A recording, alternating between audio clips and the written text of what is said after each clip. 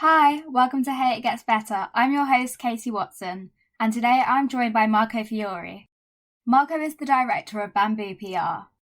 In today's episode, we chat about how Marco graduated in our last recession in 2009. We also talk about ways to stay positive and how your interest can develop over time. Marco explains how this has happened in his own life as he now sells antique jewellery in his own business. I hope you enjoyed today's episode. Hi, Marco. Thank you so much for joining me today on Hey It Gets Better. I hope you're well. Yeah, I'm good, thank you. Happy to be here and great to take part in this. Fantastic. So if you just want to let everyone know a little bit about yourself, what you do, just a small bit of background. Yeah, that's fine. My name is Marco Fiori, and I'm a director at a small PR firm called Bamboo PR. I've been there my whole career. I've never worked anywhere else, and the company is part mine as well. So it's been an interesting journey. Yeah, I thought you would make a great guest on this podcast because you actually graduated in the recession. So a lot of people right now who are just starting in their careers, I can imagine, well, I'm definitely quite scared when I look at the news and things like that, and I just see all this bad stuff about the economy. So I wonder if you could talk about the challenges you found trying to find your feet when you first graduated. Yeah, of course. Yeah, I graduated in 2009, so it wasn't the easiest of years to, I suppose, choose to finish your degree. And something I have learned, and especially in sort of recent days, is that there are always going to be recessions and ups and downs in the world, and it's something that isn't necessarily ever going to be in your control. You can do things to try and, I suppose, carve out a path for yourself, but ultimately, those are going to rear their head, unfortunately, again and again for whatever reason. It was difficult, and I suppose I did what nowadays I probably wouldn't advise to anyone starting out in their career, which was I looked for a job and was happy to sort of take any job that came up in my industry. At the time, I wanted to be potentially a video games journalist or a tech journalist. Aside from the fact that I learned quite quickly that it's not the best paying career, I also sort of looked at other sort of similar sectors as well, like marketing, PR, advertising, publishing. I'd always loved words, and I still do, and I love writing, and I was sort of keen to get into that industry in some form or another. So I sort of applied for all the roles I could in that space. But anyone now, I'd say, look, you've got the time a lot longer than you probably think, and hopefully, if you've got a support network behind you, whatever that is, friends, family, you have a little freedom to, I suppose, really find what you want to do. There's a lot more, I suppose, tools and communities and ways to sort of learn before you go applying for jobs. Maybe it wasn't as mature in my day, which makes me feel a bit old, but 11 years goes quite quickly. But things like LinkedIn and a really great networking tool nowadays, I'm a big advocate of it, a big user. And I feel like just that alone is something that can really help get your name out there and find and give you the exposure to other people in the industry to sort of learn without having done the job, actually, whether or not that's something that you want to do. But yeah, looking back, it was tricky. I'd always say there's things that you can do yourself within like an uncontrollable situation. So you can always try and stay as positive as possible. Look as long term as you can. Like hopefully, if you're healthy and well, you'll have a long career of many decades. So it can seem like the urgency is there right in the first step to get it right, but actually you got plenty of time to sort of find what's good for you and take your time a bit and build your skills alongside the application process. And like I say, there's always going to be these events that sort of crop up, and they can affect even the most sort of secure, seasoned person. So just try and surround yourself with great people who you can learn from. Try and find people you can help and that will help you. And just always try and build sort of new connections in any way. And there's a lot out there that can help you do that. I think that's really true about sort of taking the time to actually work out what you want to do. It's very, easy just to sort of graduate and go into the first job opening you see and apply to every single job. But if you don't actually know if you enjoy it, there are a lot of things you can do now for free to sort of test different things to work out, whether that's the right industry for you to like dip your toe in. And I think, that's really good advice. When you say about keeping yourself positive, how do you yourself like find ways to keep positive during those hard times, whether it was back when you were first trying to find a job or whether it's now in the recession? How do you keep a positive mindset? Yeah, no, just before I touch on that, you made a good point about the free. There's always a lot of debate around whether you should work for free at the early stages of your career. And the industry that I wanted to get into originally, like you can't really make it unless you've got a portfolio of work or shown that you can write. So I did a lot of, not internships, but I did a lot of sort of work for free community sites and video games and technology just to build my writing style and skills. And I don't think actually without that I would have got my job at Bamboo to show how like my skills essentially. So there's pros and cons, but I do think that's an important thing to maybe consider if you can. It's not for everyone for obvious reasons, but I was lucky enough at the time to be living at home, so that gave me some flex to sort of do that. But on the topic of positivity, it's hard. Like a lot of it, I think, comes maybe naturally to me personally. I've always had that outlook. I didn't one day wake up and think, you know what, I need to be more positive today. I always try and look at the world in a realistic way, but also an optimistic way. Not blindly, but I do think that actually mental mindset is a really powerful thing. Not in the cheesy way, but actually just thinking about what, in the grand scheme of things, the situation you're experiencing, like how serious is it in reality? Like we've all learned a lot, I think, in the last month in terms of what's truly important to each and every one of us, and that varies for whatever reason between people. But I do think that actually, like what I do matters to me and to our clients, but in the grand scheme of the world, like I'm no paramedic saving lives. I'm no scientist trying to do something that can tangibly improve the world and change the course of society and history. So I think sometimes you've got to take a step back and look at things and think, like, this is important to be concerned or to be focused on. But you know what? There's always another day. There is always another day. That's something that I always think. There's a big link, and I've learned this myself in recent years, between obviously physical health and mental health and positivity. My mood is affected very much so now by the exercise I do. I sort of neglected that aspect of health for probably far too long in my 20s, but nowadays I think it really does sort of improve my capacity to deal with more awkward situations or more difficult situations. Yeah, I definitely agree. Another thing as well is just say environment. Try and make your environment positive. Try and clear yourself from negativity. Try and find those triggers that maybe make you feel anxious or get you down, but also take breaks, especially if you're in the job hunting process. I used to try and treat it as a job when I was doing it, but one with like limited energy and capacity each day, because momentum personally is a big thing.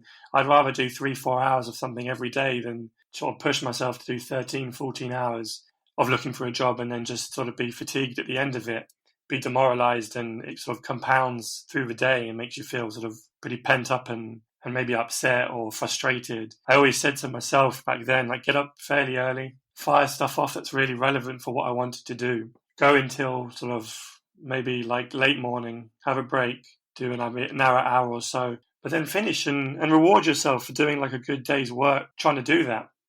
Like there's no harm in spending some time on yourself in the afternoon or the evening having done that, because if you do that every day, actually over time it builds up, and I felt that sense of momentum really helped me personally. But not everyone's the same. Some people do like to power through and maybe take a day off the next day or just really try and focus. But at the end of the day, energy, I suppose, and your health really do affect like your sense of positivity. There's lots of things you can do, and smile a lot, laugh a lot, hang out with cool people that you really love. Again, all that's kind of cheesy but obvious, but it is important. Like try and find someone who's going through it maybe as well. So team up, buddy up, try and spur yourself on. It often is proven to work in all sorts of environments and situations. but I do think that can really help if you're particularly early in your career and you need a bit of motivation, because it's very tough in those early days. Yeah, I think you've just given like a whole host of lots of reasons to, keep your positivity up. And there's so many good gems in what you've said there. I think what you say, about surrounding yourself in the right environment with positive people and things like that is so important. And it's about having like a holistic approach to life. You could have the best career in the world, but if you're not surrounding yourself with the right people, you can have that negative energy. And I think it's important to have that outlook on life where maybe one thing isn't going that right now. Maybe your relationships aren't that good, or your job isn't that good, or you just don't like your living situation. But you do kind of need, if you look at the wider picture, once you get all of those things good, it's much, you can be very positive. Yeah, no, definitely. Like, I am always very acutely aware of certain maybe privileges or lifestyle and upbringing things that have maybe eased what I've done over the years. There's no illusion to the fact that not everyone has as easy a path for whatever reason, and there are many, many things that can affect your life inside of work, outside of work, that can really have an effect on that ability to keep positive. Definitely something that I think ebbs and flows with life, but not to sound ironically a bit negative, but there's always something that could be worse in the situation. I think if you accept that, and like I said before, accept the sort of things that you can't control, actually it's going to be easier to focus on the then and now. Like, I know a lot of people, particularly through the last few months, have had a real struggle with maybe the ambiguity of just the situation. Like, you can't plan really at the moment. It's very difficult to sort of see a path that's maybe within your control and then therefore stay positive. And obviously, in the reality of things, a lot of what's happening is very scary for many reasons. But at the end of the day, I think it's important to just accept that's going to be the case. Like, if you can't plan, then don't plan. Like, it's not ideal for a lot of people, but it's almost a bit futile. Like, stay very adaptable and inside of work, outside of work, and accept that there's always going to be a bright tomorrow, whenever that might be. It might be a long time, it might be a short time, but just keep cracking on and doing things that will help you in that journey. And like I say, you gotta fill your life with cool stuff that you can control and enjoy, because like some of this can be quite tricky sometimes. Yeah, I'm definitely guilty of that, constantly trying to like control everything and plan it all, and have like a 5-year plan, which has just immediately gone out of the window as soon as I finished uni.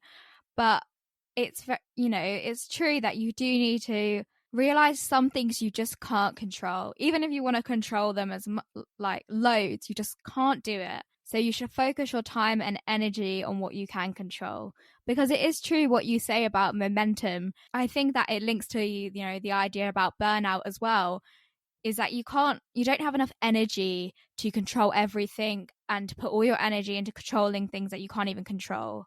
So you have to think smart about how you use your energy, how you work best, and actually what can you make a change in your life. Yeah, totally. Burnout's always a tricky one, because a lot of the time it creeps up on you, or it hits you like a ton of bricks without you even realizing. And I'm no stranger to that.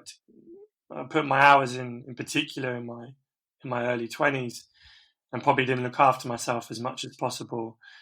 And only now, looking back, do I maybe realize it was sort of not necessarily like catastrophic, but there were definitely times where maybe I should have left something till tomorrow, or accepted that it wasn't as a big deal.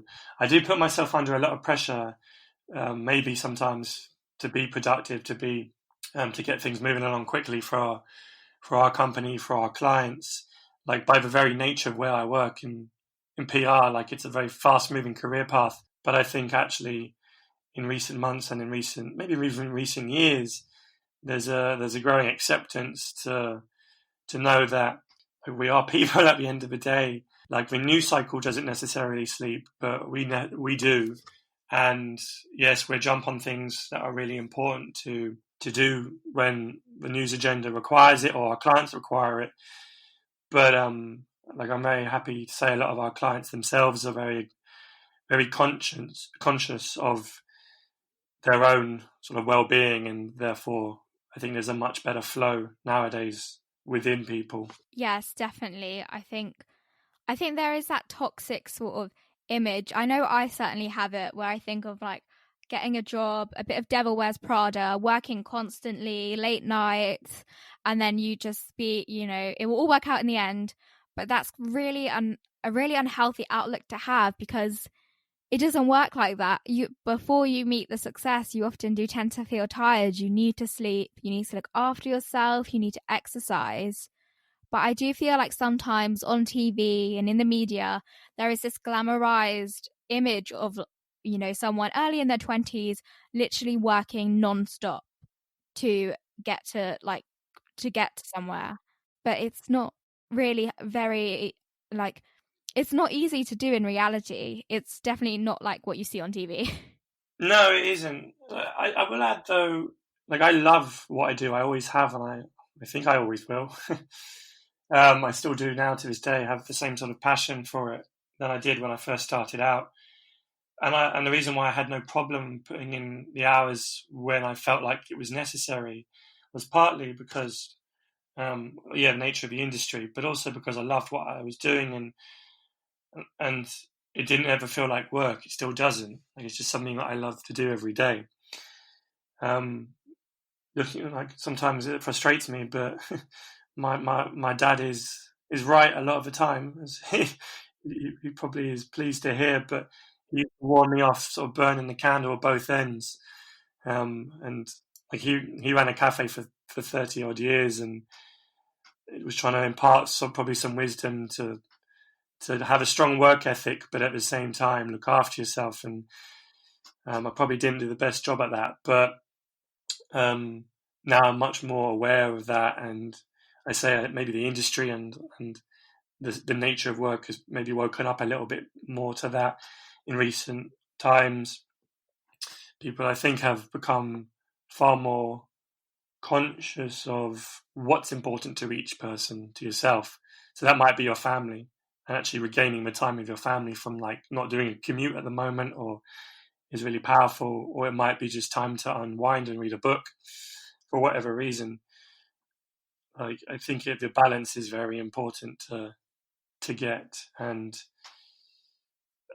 I don't know necessarily if it's TV's fault or recent years, maybe the last 5-10 years, there's a sense of entrepreneurial, like, hustle that's always there and glamorized and is very cool, and it's producing some great things, some great businesses, some amazing stuff.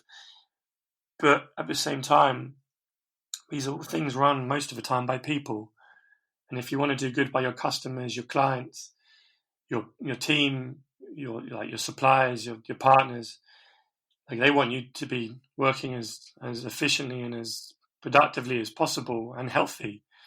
So when you own a business, it's hard because you got to do what you got to do, and I think you'll always do that. But it's okay to have a break. It's okay to take the time sometimes. Depends on the situation. Yeah, that's true. It does depend on the situation. And I think you can say that you were quite lucky as well, that you'd found an industry that you really loved. Because I know that some people can start working in an industry and they put all the hours in, but they just don't like it. And it is okay to switch, isn't it, though? When sometimes you do make the wrong decision. Sometimes you go for the wrong career, and that's actually totally okay, because, you're not supposed to know exactly what you want to do as soon as you finish uni. So what sort of things would you say to someone who is maybe thinking about doing a career switch? Maybe they went for the wrong thing for them, or they just learnt more about themselves and realized whatever they went into just wasn't for them. Yeah, it's funny because you never probably realize that until you maybe endured a bit of time. Like, when I was at university, I did like a couple summer jobs, and it quickly taught me maybe sectors and type of work I never really ever wanted to do again. Like, they're for some people, but they're not for me.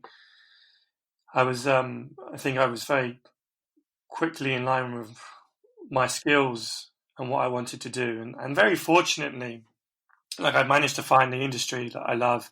Like, I love technology, and not only do I love PR, but to blend tech and PR together is a great thing. Like, I love working at a small company with the freedom to do pretty much what I want, to grow quickly, to expand my skills.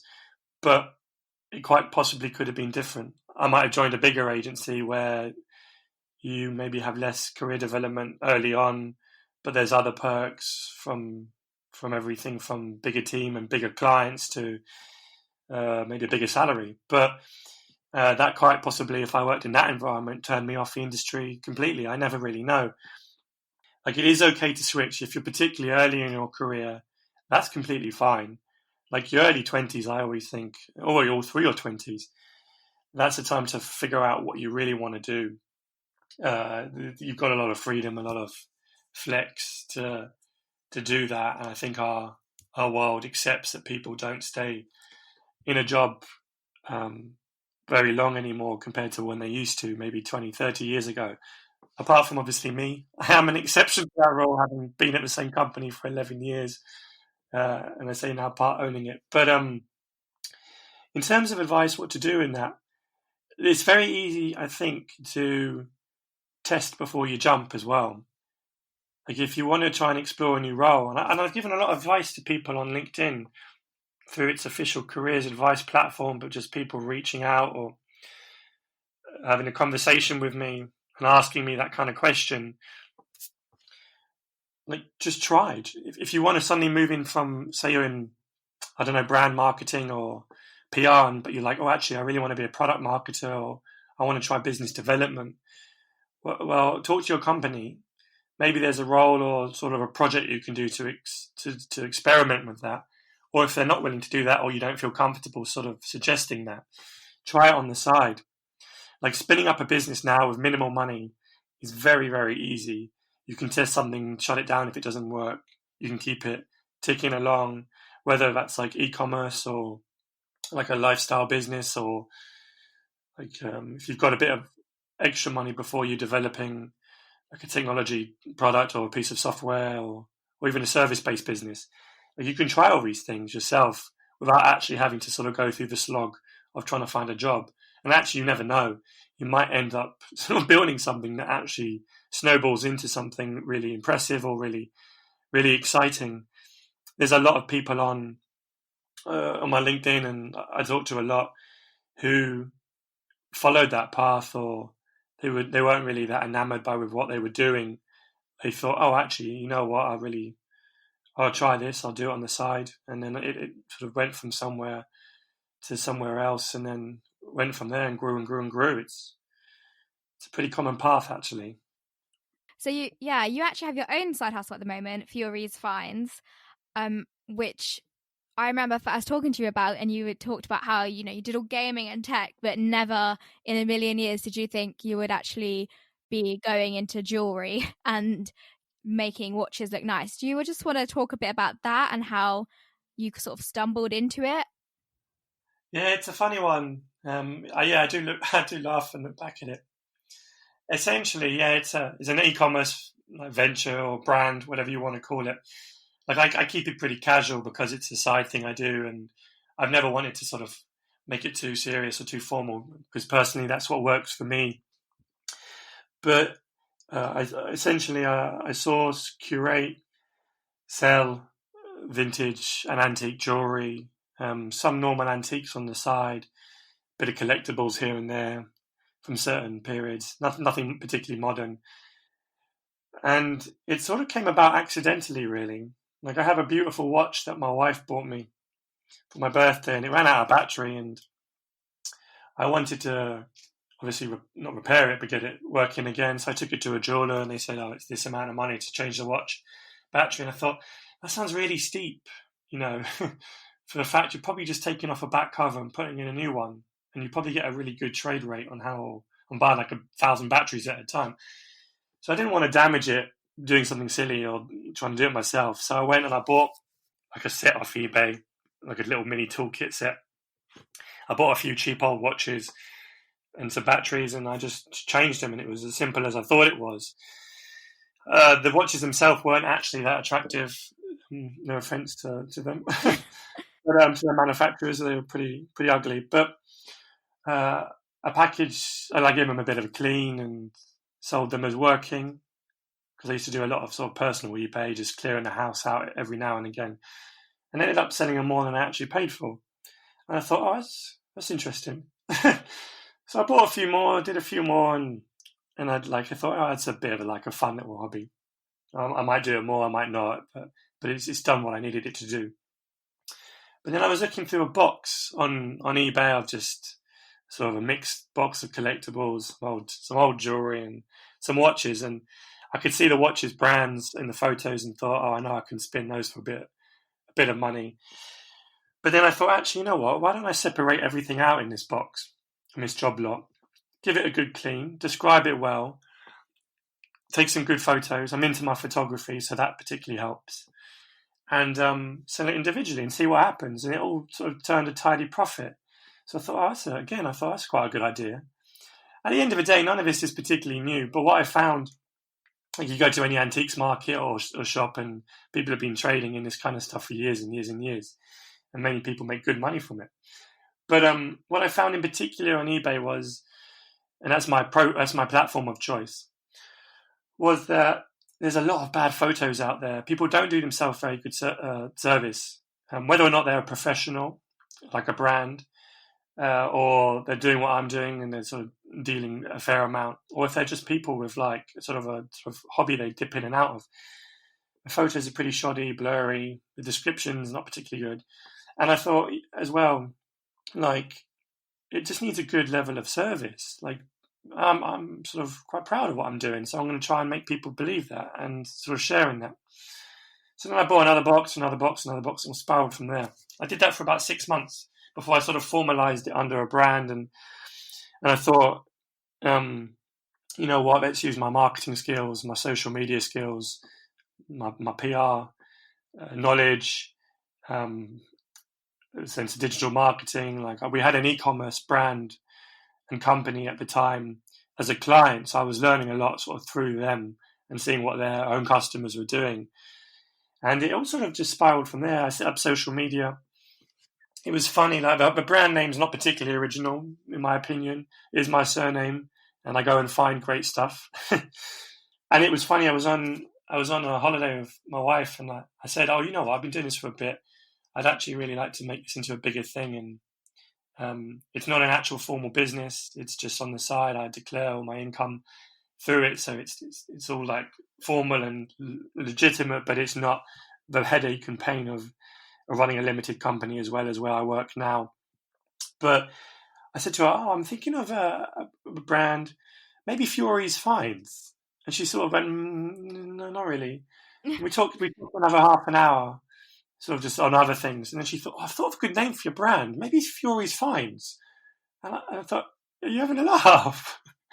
That's what I said to you. Anyway, so the fact that it sort of came stuck in our mind quite quickly, she'd like to take credit, but it's definitely my idea, my brand name. And the joys of technology nowadays is I got building all my social media and my new account and everything while I was on that holiday. I had like an afternoon by the pool. I just had a spurt of energy, really enthusiastic about it, set it up and went from there. But it's been a funny one. Like, over coming up to 3 years I've been doing it. Like, it's grown and grown and grown. It is a side business for me. So all through lockdown, I stuck it on pause. Much to and it's a pleasure to me to say, much to the dismay of a lot of my customers who have messaged me all through it saying, when are you coming back? When are you going to start sharing and selling jewelry again? Like, I've got a good following on Facebook, on Instagram, on my stores as well, on Etsy and eBay. I've got a good group on WhatsApp as well. And some real great people who actually come back to me again and again and again. And I love them for it. And they're really important to me. But yeah, the final thing is I found it's really built my skills in certain areas. And it's really cool in that respect. But also, I love learning. I love learning new things. And if you told me a few years ago, oh, you'll suddenly be able to pick up a brooch from 100 years old and tell you what period with pretty good accuracy, when it's from, the style, the period, I've got all the kit in terms of being able to identify gems and stones. I do want to invest in a proper gemology, I suppose, not degree, but like accredited program to just hone my knowledge in that respect. But yeah, like I've got everything I need to actually do it with authority, and at the end of the day, all it is learning. Like you become an expert at antiques, you see them on the show, at the Antiques Roadshow. They started somewhere, they knew nothing at one point, and they just have a lot of experience built over 30, 40, 50 years. It's a lot of fun. Like I really enjoy it, and I'm really happy to actually in this last week start ramping it up again. And I'm getting a lot of nice messages saying, "Oh, it's great you're back." And one final point on it, I suppose a bit of a development with it is I'm trying to make different ways for different people. So I have a lot of regulars who buy a lot, as I say, and I've recently sort of launched a Patreon with a lot of sort of obviously tiers and subscriptions for different sort of degrees. Like the lowest is literally just support me from £3 a month, all the way up to like a pretty sizable monthly subscription where you get surprise jewelry, you get like triple the amount you're actually paying from my store. Like you get access to a lot of private content and you get first dibs on everything. So like just the freedom for those kind of people to save a lot of money but still enjoy their passion and their collecting. So it's all very exciting. I've missed it a lot the last few months. Yeah, it does sound really exciting. And I think, it's a good thing that it sort of shows that your interests do change. The world changes as it develops, life changes, your circumstances change, but also you as a person change and your interests change. And it's so important, to indulge in new hobbies, in new interests, because you never stop learning and you never stop developing as a person. You might not be in a formal educational institution, but you should still be learning every day and taking new things on board. Yeah, no, 100%. I'm a big believer that the secret to success in life is reading, whatever form. And nowadays you can add maybe obviously like learning through like online courses and video consumption. But I do believe that actually, like if you're that way inclined and you absorb information that way, like just reading as much as possible, staying open to different perspectives, it's a very powerful thing, and learning what you can. Like it comes with my territory because as a writer in particular, it's very important to constantly hone your style and your knowledge and stay in line with how, I suppose, consumption of your content is changing. But yeah, like I've had many a fad, I suppose, over my years, and it's funny what has stuck. This has stuck. Obviously, Fiori's Finds has stuck. I've learned the odd instrument over the years. I've done other websites. I've had photography like initiatives and whatnot, but this one seems to be something that actually is maybe part of what I do for a very long time, and it's very easy to scale up and down according to my own life. I don't have to overcommit to it. Like it got very busy over Christmas with Fiori's Finds because it's a big peak season for people buying jewelry, and then you got Valentine's Day and Mother's Day, and there was some pretty long nights sort of balancing it. But I think having sort of shut it down completely and now brought it back, I've got that good sense of flow and what's best for me. And like we talked earlier about sort of staying productive and making sure that actually how do I structure it around my life rather how do I structure my life around it. It did serve a really good purpose on the run up to my wedding because it gave a lot of extra income to pay for a very big expense. But now I don't have that. It can sort of be this great passion of mine that I really enjoy, and it doesn't have to. It's not my main income, thankfully, because it would have been pretty daunting and shaky over the last few months. There's a fantastic community out there on Instagram in particular, and I could spend the rest of this podcast naming really great people to go follow. But if you like jewelry and you're into that kind of thing, but like I have felt for a lot of them because like all of a sudden sort of buyer appetite sort of dissipated, and it's pretty soft at the moment anyway for obvious reasons. People are tightening their belts, But at the same time, there's a lot of people who take a lot of happiness and enjoyment from collecting this kind of thing. And for them, it's very important, so they're going to continue buying. So it's a funny old time, but a good one to have. Like, I enjoy it a lot. Yeah, that's really good to hear. And it was brilliant talking to you today, Marco. I'd just like to leave you with the opportunity to sort of give any advice you want to give to anyone who sort of feels a bit like, their life isn't going the right way right now. They are really in need of sort of something to get better. Is there anything you want to say to someone like that who just doesn't feel like they're getting a break, really? Yeah, no, I'm happy to. I'd say the first one is talk to someone. Doesn't matter who it is. Someone who will listen and actually have a conversation. Like, active listening is a really important skill to have. It's very easy to think you're listening, but actually you're not really sort of delving into what the person's saying. I will say, come to me if you want. Like, I'm a very open person on LinkedIn. I'm in the show notes. I'm sure Katie will put how to spell my odd surname and my name. Yeah. Or you can search out Fiori's Finds, or you can search out Bamboo PR. I'm pretty visible. And I'm always happy to give advice. I have an open coffee over Zoom at the moment for obvious reasons, or whatever platform, and just talk through it, because, like, I wish I had a lot of the access that you can now have to people. And you know what? Find that thing that helps you switch off. Whether or not it's a really trashy TV show, don't be ashamed in it. Whether or not it's closing your eyes and having a nap in the afternoon. Like, sleep is a big one in particular. But yeah, just try and always look forward. Build on what you've done and what you've experienced, but there's always another day, like I said, towards the start. Thanks for listening, and thank you to Marco for being a part of today's episode. Make sure you subscribe to us wherever you listen to your podcasts, and you can follow us on Instagram at Hey It Gets Better. I hope you have an amazing week, and remember, hey, it gets better.